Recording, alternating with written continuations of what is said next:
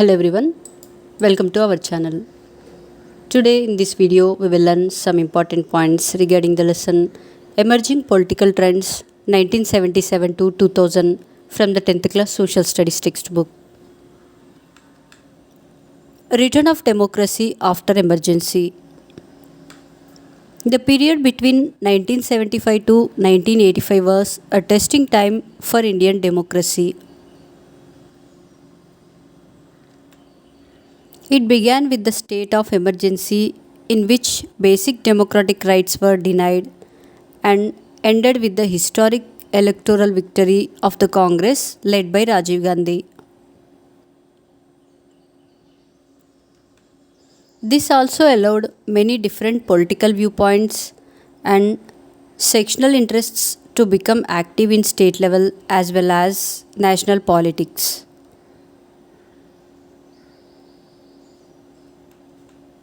Political viewpoints of socialists, Hindu nationalists, communists, as well as sectional interests like those of farmers, Dalits, backward castes, and regions, among others, now came to the fore and asserted their claims. At the same time, a number of non political movements like environmental movements, feminist movement, civil liberties movement, literacy movements, and so on also emerged and became powerful motors of social change.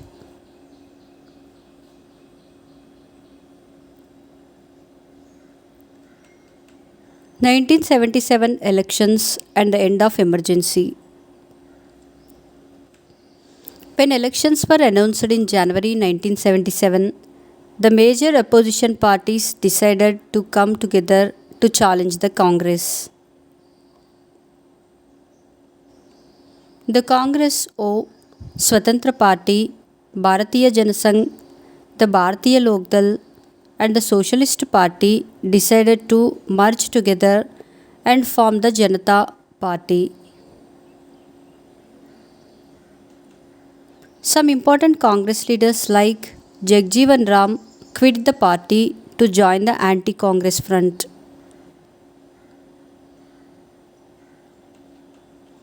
The other major opposition parties like the DMK, the SAD, and the CPIM chose to maintain their separate identities but supported the Janata Party in a common front against the Congress.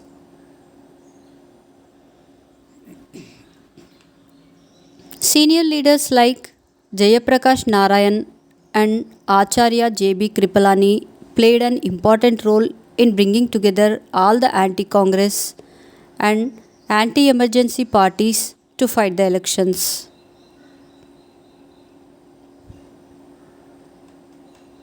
The Congress party was defeated at the national level for the first time and the Janata Party came to power. Mr. Neelam Sanjeeva Reddy was unanimously elected as Speaker of the 6th Lok Sabha on 26th March 1977. Later, he was elected unopposed, the only President of India to be elected, being unanimously supported by all political parties, including the opposition Congress Party, and sworn as the sixth President of India on 25th July 1977.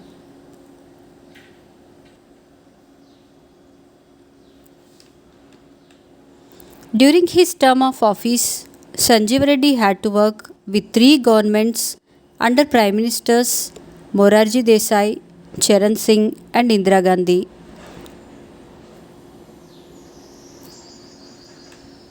The victorious Janata Party attempted to consolidate itself by dismissing nine Congress governments in the states. The Congress returned to power in 1980.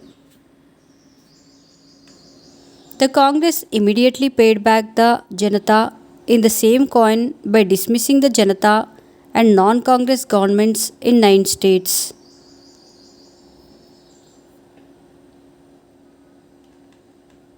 The Congress was victorious in all states except Tamil Nadu and West Bengal.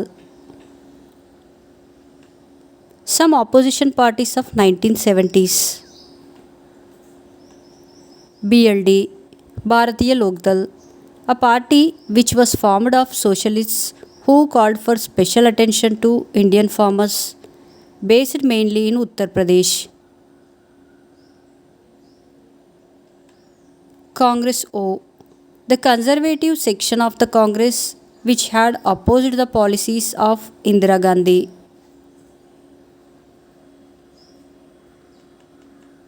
CPIM, Communist Party of India Marxist, a party with a national presence which strove for a radical land reforms, trade unionism, and socialist policies.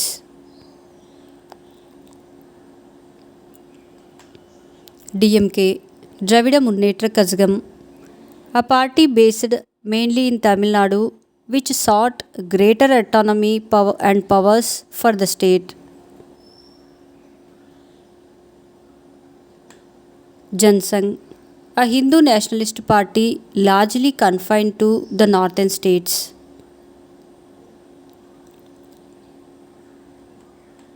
SAD, Shiromani Akali Dal, a party based in Punjab catering specially to the Sikhs and organized around Gurudwaras. It therefore had a semi religious character. It was also in favor of greater autonomy to the states. President's rule. As per the provision of the Constitution, Article 356, the governor of a state can recommend to the president the dismissal of a state government and even dissolution of a state assembly if he or she is convinced that the government is not able to administer the state as per the constitution. The president may then, on the advice of the prime minister, dismiss the state government and order the governor to take over the administration of the state.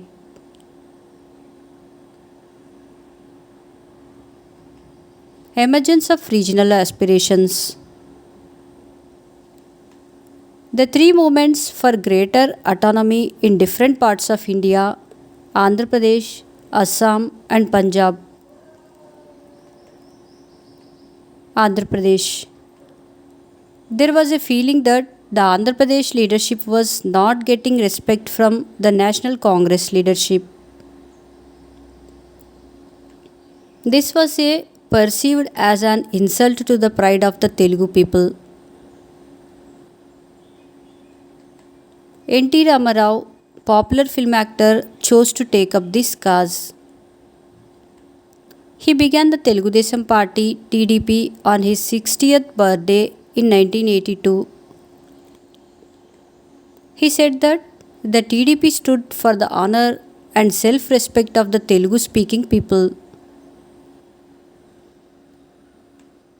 Equally important were his promise of some very important welfare measures for the poor, including midday meal scheme in government schools, sale of rice at 2 rupees per kg to the poor, and liquor prohibition. These populist measures helped the TDP to sweep the 1982 elections. However, he was surreptitiously dismissed by the governor in 1984 when he was away in the United States for a surgery. The governor appointed N. Bhaskar Rao, who had defected from the TDP to the Congress. After a month of campaigning, the central government appointed a new governor who reappointed NTR as the Chief Minister of Andhra Pradesh. In this struggle against arbitrary dismissal, NTR was supported by several parties holding power in states like CPIM, DMK, SAD, and National Conference, among others.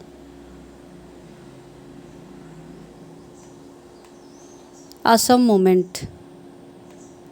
A similar but much stronger demand for autonomy was also taking place in Assam.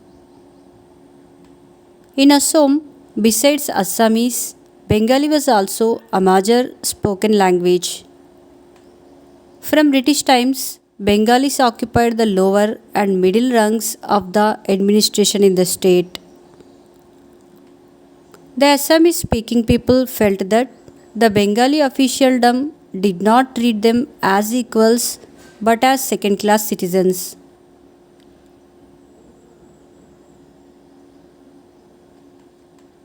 The local people felt that they would lose their cultural roots and soon be outnumbered by the outsiders. In the late 1970s, this general feeling of unhappiness was transformed into a social movement.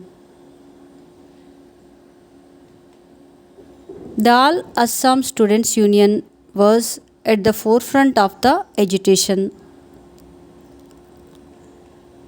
Besides culture and demographics, there was also an economic dimension to this issue.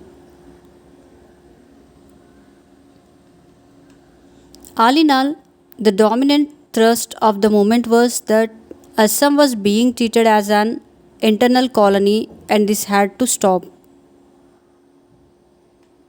The main demands were that the local people should be given greater preference in employment, the outsiders should be removed, and the resources should be used for the benefit of the locals.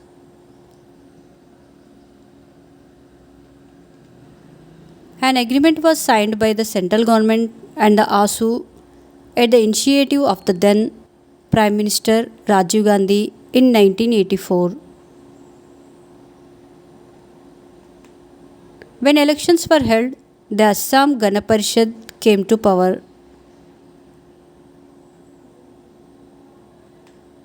At the same time, the other communities of Assam like the Bodos, Khasis, Mizos and Karbis, many of them too demanded autonomous status. They began to assert themselves and wanted to drive out people of other communities from their areas. The central government also stepped up the deployment of armed forces in these areas to reduce tension and bring peace. Three factors influenced the use of armed forces in the northeastern region. Firstly, the fact that it was a sensitive border area adjacent to China, Burma, and Bangladesh. Secondly, the rebel groups often demanded separation from India and procured arms and help from outside forces.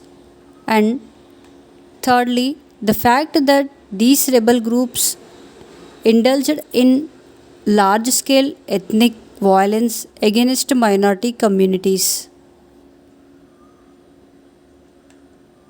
Thank you for watching our videos. To get a notification of our further videos, make sure to subscribe our channel.